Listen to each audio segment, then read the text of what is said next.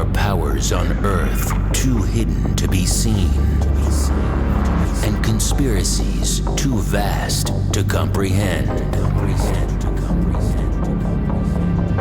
For years, the world has seen fact distorted, reality manipulated, and the truth concealed. Join the SABAK podcast to uncover the real meanings behind ancient aliens and their symbolism.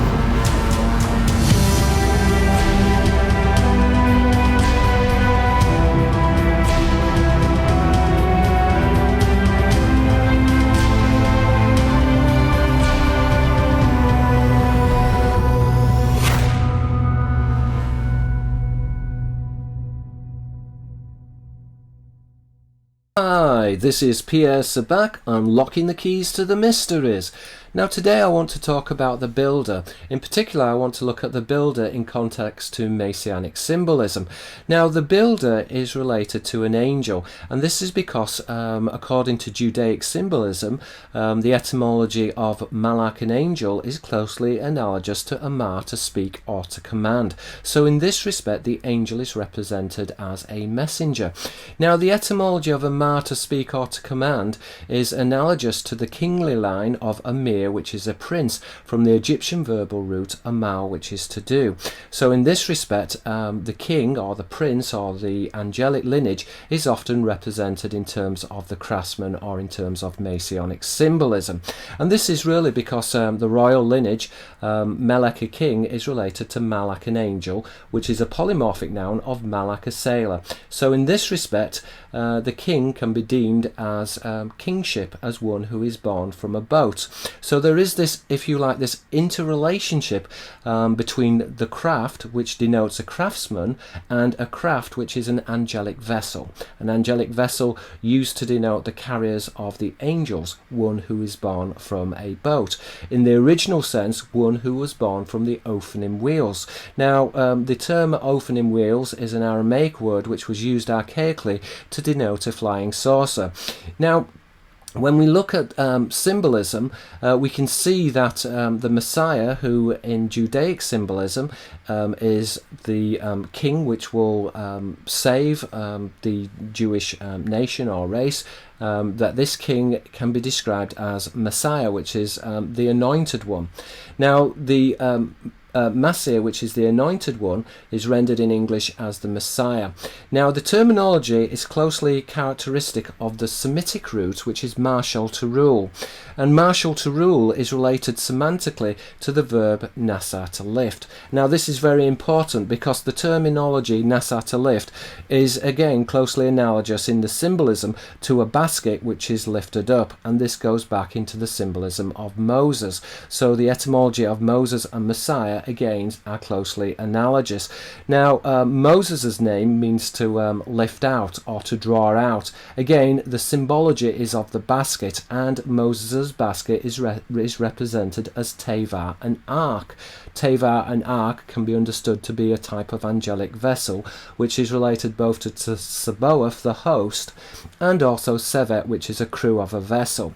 So, in a literal sense, nasa, to lift, or one who is lifted or drawn out, denotes one who is elevated, and so therefore it has this strong connotation of the Elohim. The Elohim are the high ones, and indeed that there is this connotation of the Bene Elohim, the sons of the high ones, or the sons of the gods. So there is this connotation of the I one. Now in English we would draw the analogy between the ruler and the elevated one as highness, and indeed highness connotes the royal lineage. But again, there is this, if you like, this relationship in the Hebrew between nasa, which is to lift up, marshal, which is to rule, and again Sar, which is a prince. So this cognate, if you like, between Nasa, which is to lift, and Sar, which is a prince, in English highness.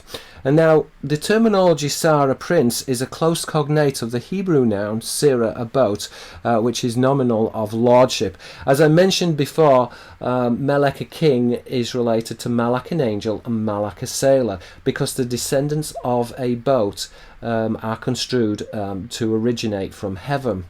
Now, the terminology Sar, a prince or a captain, it's paired with Sira, a boat, but as I've mentioned before in previous videos, Sira, a boat, is a diptych paronomasia, so it's a wordplay on the Arabic root Sira, which is Sirius.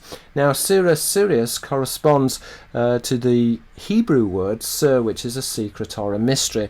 So the descendants of a boat are once again correlated with a secret or a mystery. And again, that there is this connotation that a secret or a mystery, Sir, a secret or a mystery, connotes Sira, which is Sirius. So here, in essence, we are dealing with an angelic lineage, a lineage which is derived from heaven. So in Apocryphal literature, the Ben Sira is really, the son of a boat, is really the son of Sirius, the Arabic word.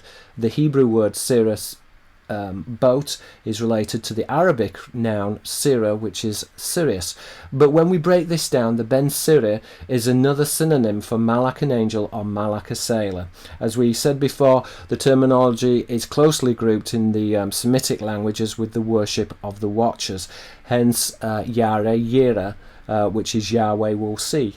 Yahweh will see is another designation of the watchers, and this is because that there is this strong connotation between Sabaoth, the angelic host, or Yahweh Sabaoth, the Lord of the host, Sevet, which is a crew of a vessel, and there is this relationship between Sabar, an army, and Sepheth, which is a seraph, a viper. There is this close correspondence which denotes that Yahweh Sabaoth is the Lord of the seraphic host. And there is this association between the angels and the grafting of a bloodline, which we would describe as lordship, one who is born from a boat. So, if we begin to break down some of the word associations with the Ben Sira, the son of a boat, we can see the following. We can see that lordship is really coming from the stem, the Semitic stem, mashal, which is to rule. Now, mashal, to rule, again, has connotations of Moses and Messiah. As we said before, Moses is to draw out, but again, that there is this close cognate between nasa, which is to lift. Now, nasa, to lift, as this connotation of an angelic carrier or an angelic vessel. So within symbolism, another way of denoting the opening wheels would be as a seed receptacle or a seed basket, and this is denoting panspermia, the planting of this Adamic bloodline on the earth by the Elohim. So the seed container or the seed basket is another signifier of the opening wheels, and the basket is therefore within symbolism. When an angel is shown with a basket, for example, the connotation is that the basket is drawn up into heaven. And again, the basket is closely identified with a vessel, and a vessel has a connotation of a boat or a ship. So when we look at the etymology of mashal, to rule, and nasa, to lift, we see that again that there is this correspondence between zar, which is the old Aramaic word for an angel. But the terminology zar is polymorphic. It also means an alien. So an angel and an alien are metonyms. They are one and the same. So zar is an angel, a stranger, a foreigner, an alien, or one who is angelic, one who is an angel. And again, the terminology of Zar, which is an angel, is closely related to Sar, which is a prince. As we said before, this would denote lordship, because the etymology in the Semitic of Sar, a prince, is closely concordant with Sira, a boat. The signifier of Sira, a boat, in the Hebrew is this wordplay on Sira, which is Sirius. Now, Sira, Sirius, denotes a secret, Sir, which is a secret, and again it links into the worship of the watchers. In the Egyptian symbolism, we have Ra, the sun god. Ra denotes grrr, which is a growling of a canine, but the etymology of Ra is from the root to watch. So again, Ra is connected to a watcher, and is identified with Sira, which are the mysteries of Ra, which is Sira, Sirius. And in English, again, Sir denotes lordship, one who is identified with this angelic lineage. But in the original and in Arabic, it denotes a secret or a mystery.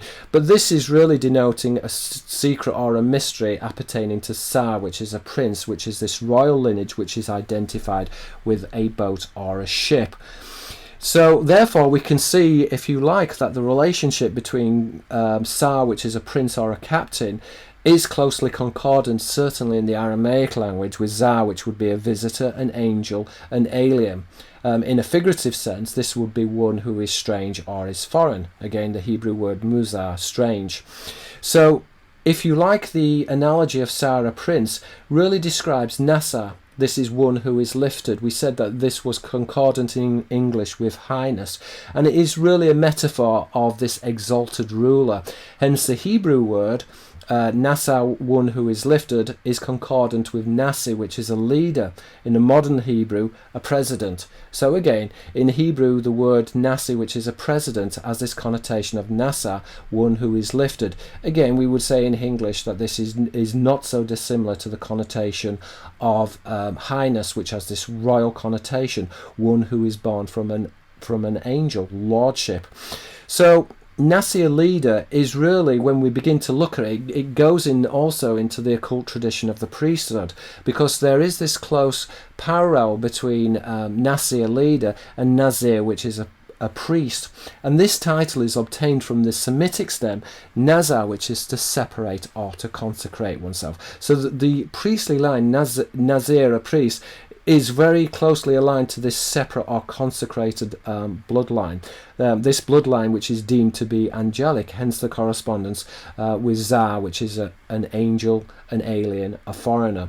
And Sira, which would be a boat. Again, the connotation is of lordship, or Nasi, which is a leader. So all these terminologies, if you like, whether we're dealing with Nasi, a leader, and Nazir, which is a type of priest, which is concordant with Nazar, to separate or consecrate oneself, and Za, which is an angel or an alien, this is all appertaining to the descendants of the boat, the Ben Sira. As we said before, this cross-compatibility between Malak, an angel, Malak, a sailor, Melek, king, in English, lordship. The connotation of lordship or kingship would denote one who is born of a boat. And as this, it alludes to the descendants of Sirius. And again, in the biblical symbolism and occult symbolism, there is this connotation of this grafted or stitched bloodline, which is interconnected to the symbolism of the king. Now, it's very interesting because in the Judaic symbolism of Nazir, a priest, and Nazar denoting to separate or to consecrate oneself, we would get in the Teutonic tradition the Nazi. Now, the terminology Nazi is an abbreviation from the German word for National Socialism, but it's connoting one who is racially separate, and this is why I believe that the Nazis used the terminology to denote one who is racially separate, and therefore Nazi is connected to Nasi in the Hebrew, which is a leader, Nazir, which is a priest, Nazar, which is to separate or to consecrate oneself. Now, whether this denoted the fact that the Germans themselves believed that originally that they came from the tribe of Judah and that they were this pure separate bloodline, again, I think that this is conjectural, but I'm just talking about the symbolism here and how the linguistics actually relate to the Nazi symbolism. Now, we would say, therefore, that there is this suggestion then of this sacred bloodline, certainly when we're dealing with Judaic symbolism, this idea that there is this special angelic bloodline which originated from heaven and is particularly sourced from a divinity. We said that the divinities are described often as the Ben ha-elohim, the sons of the gods, who procreated with the daughters of man, which gave birth to the Nephilim, which was this unsanctioned race. But again, in this respect, certainly within the correspondence with Judaic symbolism and the priesthood, it was really believed that the kingly line, and that the lineage was closely identified with an angel and this angelic lineage, which went back to this parallel society. The parallel society is this interaction between angels and men, and this occult tradition which is separated between, if you like, in Greek philosophy, the Euclidean tradition, Euclid, which is to copy or to ape, Kurd is an ape, and the Pythagorean tradition, Pythagoras, the speaker of the serpent, which in this respect is the speaker of the seraphim. These are two distinct traditions which appertain to knowledge which were given to man by human and non-human angels, which is the seraphim cherubim dialectic, which I talk about in previous videos. So just to go over some of the etymologies, I think it's useful here. We can say, therefore, that when we're looking at the symbolism of the king, we did mention that the king can be represented as an angel or a worker. Again, one who speaks, it's a construction, an intellectual construction, it's a construct, and again has connotations of this builder, the builder being a type of angel. Now, within Gnostic symbolism, we have the demiurge. The demiurge literally means the public craftsman. The public craftsman is the genetic engineer of mankind. And this all goes back, certainly within Masonic symbolism, to the work of angels, and certainly to the magical arts or masonry, which has this connotation of the angelic builders. And again, within the biblical tradition in the New Testament, it feeds, and the Old Testament feeds into the messianic tradition. So when we begin to look at some of the etymologies, for example, we see that there is this relationship between Messiah the Messiah, and again Messiah the Messiah connotes Moses, and it connotes the Messianic tradition. But Messiah the Messiah is related to Mahasa, which is work, which is the old Hebrew word, and again it's pointing to this idea of the work of the ages, which will be fulfilled from a religious perspective with the deployment of the Messiah and the coming of the kingdom of God, or the re-establishment of the kingdom of God. But again, we said that there was this correspondence between Melech a king and Malach an angel, Malach a sailor, those who are born of a boat. But again, Malach an angel is closely related to Melaka, which is work in the Semitic. And again, the correspondence is this idea that the angels are trying to formulate the work of the ages, and that this is going back to an angelic tradition. And again, similar wordplays are found in the Aramaic between Sarah, prince, and Asa, to do or to make. As we said, within the Egyptian Arabic, Amal, to do, is related to Amir, a prince.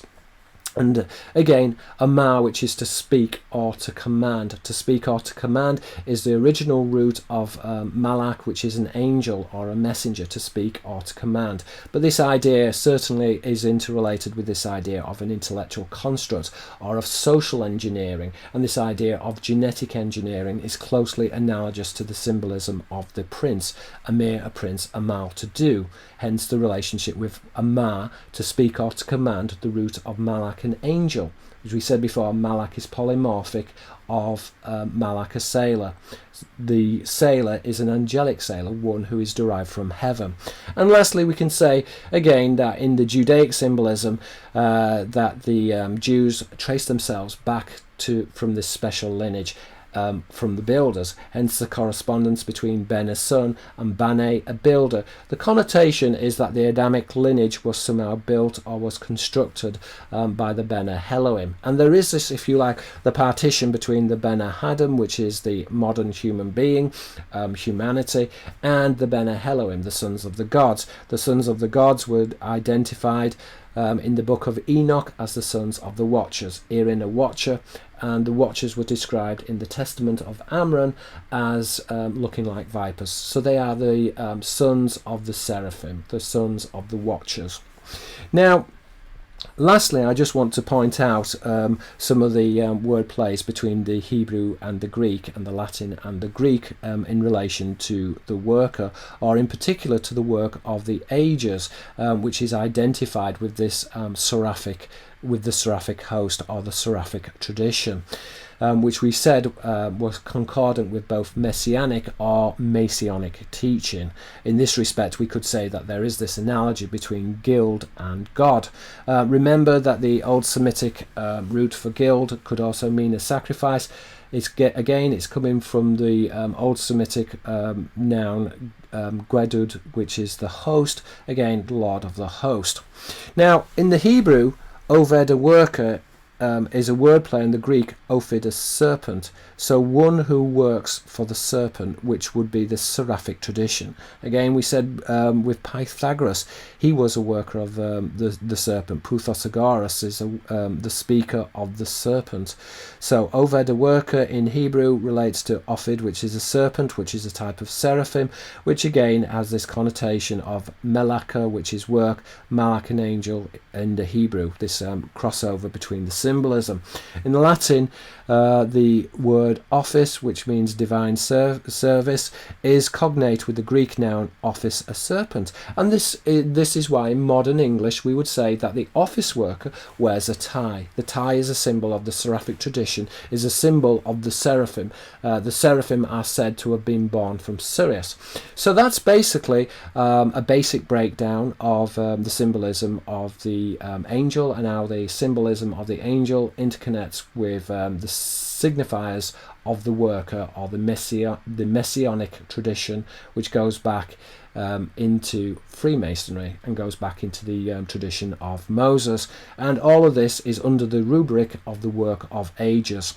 So within Freemasonry, the work of ages is the culmination of the kingdom of God, which will be established through the Messiah, or through this angelic lineage, in which there will then be a utopia, or there will be peace on earth. That is how it's certainly construed within the religious symbolism. So this is Pierre Sabak. I hope you've enjoyed the video. If you have, please give me a thumbs up. Also, I would ask that you please pass around these videos, because I think that they are important. It's important to deconstruct the occult symbolism and to understand the origins of humanity. So please give this video a thumbs up.